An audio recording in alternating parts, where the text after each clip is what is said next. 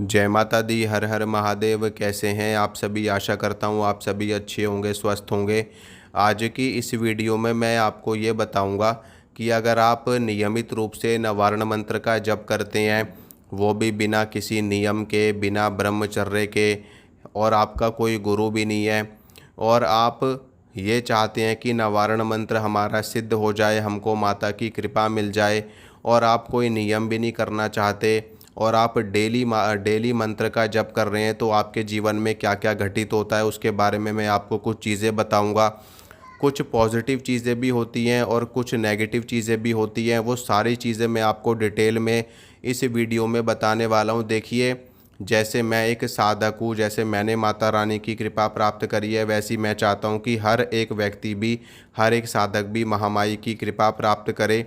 और जो चीज़ें घटित हुई हैं, कहीं ना कहीं मेरे साथ भी हो, आपके साथ भी घटित ज़रूर होंगी। हो सकता है कि उसका तरीका अलग हो, उसका रूप अलग हो, लेकिन होंगी ज़रूर। और आपको क्या क्या चीज़ों का ध्यान रखना है, और क्या अच्छी चीज़ें होंगी, क्या गलत चीज़ें आपके साथ में होंगी, वो सारी चीज़ें मैं आपको बताने वाला हूँ इस वीडियो में।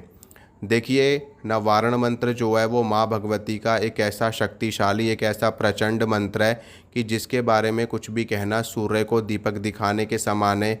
यह 9 शक्तियों को, 10 महाविद्याओं को, 51 शक्तिपीठ की महाशक्तियों को जागृत करने वाला मंत्र है। नवारण मंत्र ही एकमात्र ब्रह्मांड का एक ऐसा मंत्र है, भगवती की समस्त शक्तियाँ जिसमें समाहित हैं। श्री विद्या से लेकर के काली कुल की शक्तियाँ, श्री कुल की शक्तियाँ, नव दुर्गाओं की शक्तियाँ, माता के 51 शक्ति पीठों की शक्तियाँ, सभी शक्तियों की जागृति आप नवारण मंत्र के माध्यम से कर सकते हैं। लेकिन नवारण मंत्र इतना ज़्यादा प्रचंड है, इतना ज़्यादा शक्तिशाली है कि इस मंत्र का जाप जो भी साधक करना शुरू कर देते हैं, उसके अंदर के जितने भी चक्र, जो सोए हुए चक्र हैं, यानी कि डिसबैलेंस हैं, मलिन हैं, गंदे हैं, या उनमें नेगेटिविटी आ गई है, वो सब जागृत होना शुरू हो जाते हैं। और ये बहुत ही ज़्यादा शक्तिशाली मंत्र है, और कहीं ना कहीं बहुत ही ज़्यादा ऊर्जावान और शक्तिशाली होने के कारण से ये मंत्र, कभी कभी क्या होता है कि इस मंत्र का जाप करने से साधकों के साथ में कुछ चीज़ें, कुछ घटनाएं ऐसी भी घटित होनी शुरू हो जाती है जिसके बारे में उन्होंने कभी कल्पना भी नहीं करी होती। वैसे तो ये माँ जगदम्बा का मंत्र है, और इस मंत्र का जप करके माँ भगवती की शक्तियाँ जागृत होती हैं, और माता की असीम अनुकंपा अपने भक्तों पर माता की होती है।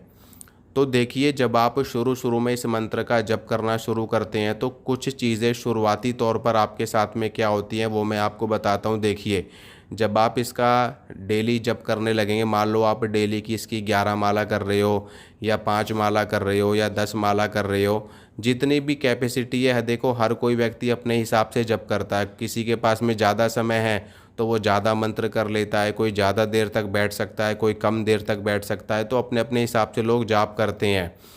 तो शुरुआती समय में साधकों के साथ में क्या घटित होता है कि उनको कुछ ऐसे सपने, गंदे सपने आने शुरू हो जाते हैं, नेगेटिव सपने आने शुरू हो जाते हैं, कि जैसे कि कुछ ऐसी उनको स्वप्न में लड़कियां दिखाई देने शुरू हो जाती हैं, औरतें दिखाई देनी शुरू हो जाती हैं, जो उनके साथ में गलत काम करती हैं, गलत चीज़ें उनके साथ में घटित होनी शुरू हो जाती है। और ये होता है, ये कहीं ना कहीं 90% साधकों के साथ में ऐसा होता है जो देवी की साधना करते हैं। क्योंकि ये होगा ही, इस चीज़ से तो हर एक साधक को गुजरना ही पड़ता है, चाहे वो किसी भी देवता की साधना करे। लेकिन देवी की साधना में ऐसा जल्दी होता है। ऐसा इसलिए होता है क्योंकि जो माता की सेवा में रहने वाली जो माता की सेविकाएं हैं, जो माता की यक्षिणियाँ हैं, माता की जो योगिनियाँ हैं, माता की जो भक्तिनियाँ हैं, वो साधक की परीक्षा लेने के लिए साधक के पास में आती हैं, और उसी परीक्षा के चलते ये सारी घटना साधकों के साथ में घटित होती है। कई बार तो ऐसा भी देखा जाता है कि जब साधक नवारण मंत्र का जप करते हैं, तो जो उनके आसपास के एरिया में, यानी कि आसपास में, देखो हमारे आसपास में अनेकों अतृप्त आत्माएं घूमती रहती हैं, लेकिन वो हमको दिखाई नहीं देती, वो हमको सुनाई नहीं देती। उसके पीछे का कारण ये होता है कि उनकी दुनिया अलग होती है और हमारी दुनिया अलग होती है। और हर व्यक्ति को यानी कि आत्माओं को और मनुष्यों को अपनी अपनी दुनिया में रहने का अधिकार है, लेकिन किसी और की दुनिया के साथ में छेड़खानी करने का अधिकार नहीं है।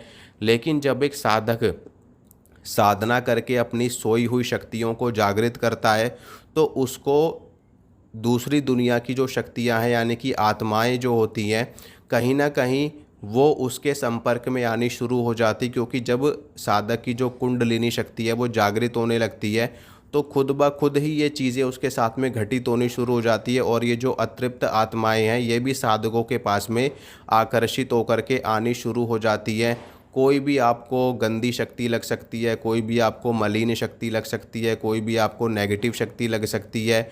और ऐसा होता है साधकों के साथ में, इसमें कोई भी घबराने वाली बात नहीं है, कोई भी डरने वाली बात नहीं है। ठीक है, क्योंकि साधकों का जो ऑरा होता है वो ओपन हो जाता है साधना करने के कारण से। और जब कोई, जैसे कि कहते हैं ना कि एक खुली किताब, अगर मान लो आप किसी के सामने एकदम खुल जाओगे तो वो व्यक्ति आपका फ़ायदा उठाएगा ही उठाएगा कहीं ना कहीं। तो जब साधक कोई साधना करने के लिए बैठते हैं तो उसका जो ऑरा है वो ओपन हो जाता है अच्छी शक्तियों को धारण करने के लिए, यानी कि अपने इष्ट को पाने के लिए। लेकिन उसमें इष्ट की जगह पे कुछ और चीज़ें भी उसके ऑरा में घुस जाती हैं, क्योंकि आपका ऑरा एकदम ओपन होता है, आपके ऊपर कोई कवच नहीं होता, गुरु का कोई आपके ऊपर प्रोटेक्शन नहीं होता, आपका खुद का कोई कवच नहीं होता। तो इसलिए ये गंदी शक्तियाँ, नेगेटिव चीज़ें, आत्माएं आपको लग जाती हैं और ये भी आपके साथ में गलत काम करके और आपकी ऊर्जा को खींचने का प्रयास करती हैं ताकि आपकी ऊर्जा ख़त्म हो जाए और इनको पावर मिले। क्योंकि इनका जो मेन मकसद होता है वो होता है मुक्ति पाना, मोक्ष पाना। तो ये एक साधक के माध्यम से उसकी ऊर्जा से अपना भोजन पाती हैं और उससे मुक्त होने का प्रयास करती हैं। तो इसलिए इस कारण से भी साधकों के साथ में ऐसा होता है। एक तो होता है परीक्षा, एक तो होती है परीक्षा, और दूसरा होता है नेगेटिव चीज़ों का लग जाना। इन दोनों ही चीज़ों में आपके साथ में गलत क्रिया हो सकती है, स्वप्न के माध्यम से भी गलत क्रिया हो सकती है और होती ही होती है। इसको कोई भी साधक नकार नहीं सकता, क्योंकि जिसने जप किया है इन मंत्रों का, देवी की साधना करी है, हनुमान जी की साधना करी है या शिव जी की साधना करी है, उसके साथ में ये चीज़ें घटित होती हैं। क्योंकि देखो, हर देवता के भक्त पुरुष भी होते हैं और स्त्रियां भी होती हैं। ठीक है, ऐसा नहीं है कि भगवान शिव एक पुरुष देवता हैं तो उनकी भक्त स्त्रियां नहीं होती, स्त्रियां भी उनकी भक्त होती हैं और पुरुष भी उनके भक्त होते हैं।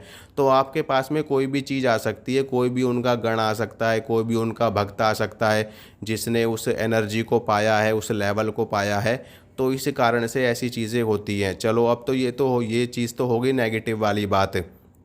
आगे आगे क्या घटित होता है वो मैं आपको बताता हूँ कि धीरे धीरे करके जैसे जैसे आपका जाप आगे बढ़ने लगता है तो आपके देखो, एक तो आपकी जो रीढ़ की हड्डी है, जो स्पाइनल कॉर्ड है, उसमें आपको वाइब्रेशन महसूस होनी शुरू हो जाती है, हलचल होनी शुरू हो जाती है। आपके मूलाधार चक्र में आपको दबाव महसूस होगा, आपको ऐसा लगेगा जैसे कोई चीज़ वहाँ पे लुप लुप लुप इस तरीके से कोई चीज़ वाइब्रेट हो रही है एकदम निचले अंग में, यानी कि जहाँ पे आपका स्पाइनल कॉर्ड का जो सबसे निचला हिस्सा होता है, जो जननांगों के बीच का जो हिस्सा होता है वहाँ पे, उसके ऊपर आपको नाभि चक्र में आपको हल्का हो सकता है, आपको दर्द महसूस हो, पेन महसूस हो। उसके बाद में क्या होता है कि आपको कभी उल्टी का मन होगा, कभी बेचैनी घबराहट आपको होगी, आपके गले में दिक्कत हो सकती है, आपको गले में दर्द हो सकता है, आपको भूख ज़्यादा लग सकती है। कभी होता है कि साधकों की भूख ख़त्म हो जाती है, कभी ज़्यादा लगने लगती है। आज्ञा चक्र में आपको खिंचाव महसूस होने लगेगा, आज्ञा चक्र में ऐसे लगेगा जैसे कोई चीज़ खिंच रही है, बहुत तेज चुंबक से कोई चीज़ बाहर को कुछ निकलने को हो रहा है, ऐसा आपको महसूस होगा। के अलावा क्या होगा आपके साथ में कि जब भी आप जप करोगे निरंतर, मान लो आप मंत्र का जाप किए ही जा रहे हो, तो जाप करते करते आपका जो ब्रह्मरंध्र है, ब्रह्मरंध्र में आपको ऐसा महसूस होगा कि जैसे चींटियाँ सी चल रही हैं, वहाँ पे जैसे कुछ काट रहा है आपके सिर के ऊपर, कुछ चींटियाँ सी चल रही हैं, वाइब्रेशन सी हो रही है, ऐसा आपको महसूस होना शुरू होता है। तो ये एक पॉजिटिव साइन है। इसलिए आप लोगों के साथ में अगर ऐसा कुछ होता है तो आप लोग को बिल्कुल भी घबराना नहीं है, बिल्कुल भी डरना नहीं है, होपलेस नहीं होना है। बस आपको निरंतर मंत्र का जाप करते रहना है। अब धीरे धीरे करके क्या होगा कि शुरू में आपका ध्यान भी नहीं लगेगा, बाद में आपका ध्यान लगना शुरू हो जाएगा। जब ध्यान लगना शुरू हो जाएगा तो यहाँ से असली पावर आपको मिलनी शुरू होती है।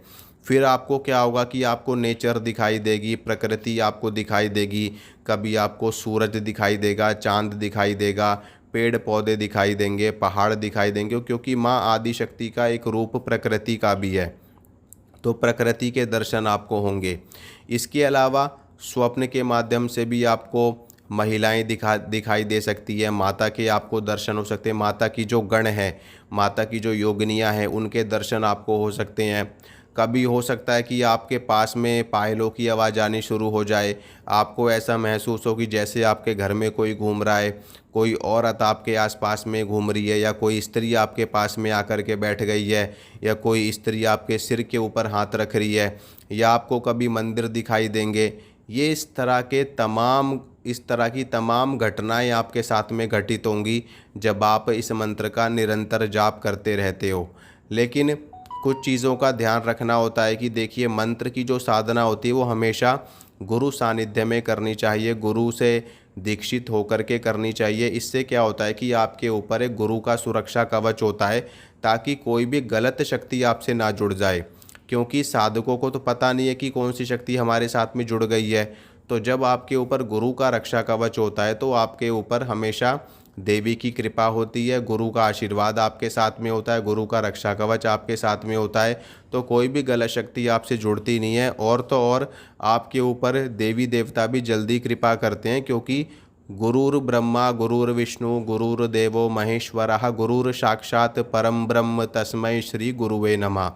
तो गुरु जो होता है वो ब्रह्मा विष्णु महेश के समान है, ब्रह्मा विष्णु महेश से भी ऊपर माना गया है। इसलिए गुरु का आशीर्वाद प्राप्त कर लेने से माता रानी की कृपा या देवी देवताओं की कृपा बहुत ही जल्दी साधकों को, भक्तों को प्राप्त होती है और जीवन कल्याणमयी हो जाता है। अब यहाँ पर इन चीज़ों का कोई भी फर्क नहीं पड़ता कि आप ब्रह्मचर्य का पालन कर रहे हैं या नहीं कर रहे, आप और कोई नियम कर रहे हैं या नहीं कर रहे, परहेज कोई कर रहे हैं या नहीं कर रहे, क्योंकि देखो, माँ भगवती के अनंत स्वरूप हैं, अनेकों रूप हैं उनके। वो सात्विक रूप में भी चलती हैं, वो तामसिक रूप में भी चलती हैं। तो जैसा आपका रहन सहन होगा, जैसा आपका आहार विहार होगा, माता का स्वरूप भी वैसा ही हो जाएगा अपने आप ही, ऑटोमेटिक ही। इसमें आपको कुछ भी करने की आवश्यकता नहीं है। बस इसमें ये चीज़ें देखी जाती है कि आप कोई भी गलत कार्य ना करें।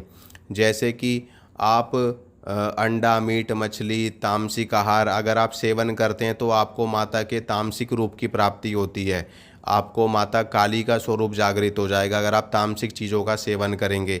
अगर आप एकदम सात्विक व्यक्ति हैं तो आपको भगवती का वैष्णव रूप प्राप्त होगा, सात्विक रूप आपको प्राप्त होगा। लेकिन आपका आचरण गलत नहीं होना चाहिए, आपका चरित्र गलत नहीं होना चाहिए, क्योंकि माँ भगवती उसी पर कृपा करती हैं जो व्यक्ति चरित्र का मजबूत होता है, जिसका चरित्र बलवान होता है। और इसमें विशेष रूप से ब्रह्मचर्य का पालन करने की आवश्यकता पड़ती है। देखिए, नियमित साधना में तो कोई भी ब्रह्मचर्य का पालन नहीं कर सकता, लेकिन हाँ, अगर आप कोई अनुष्ठान करते तो उसमें आपको ब्रह्मचर्य का पालन करना पड़ता है। और ये बात हकीकत है, ब्रह्मचर्य का पालन करने से सिद्धियाँ जल्दी प्राप्त होती हैं। बाकी और कोई नियम आप करो या मत करो, तो ब्रह्मचर्य का पालन ज़रूर करो और आपको जल्दी माता रानी की कृपा मिलेगी, जल्दी आपको सिद्धि मिलेगी और आपका जीवन महामाई की कृपा से धन्य हो जाएगा। जय माता दी, हर हर महादेव।